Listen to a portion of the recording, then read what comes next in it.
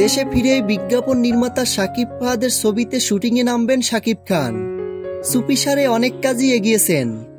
এই ছবিতে তাকে একজন এক্স মেজর চরিত্রে অভিনয় করতে দেখা যাবে। শাকিব খানের এই ছবিটি সম্ভাব্য রিলিজ এবছরের ডিসেম্বরের দিকে।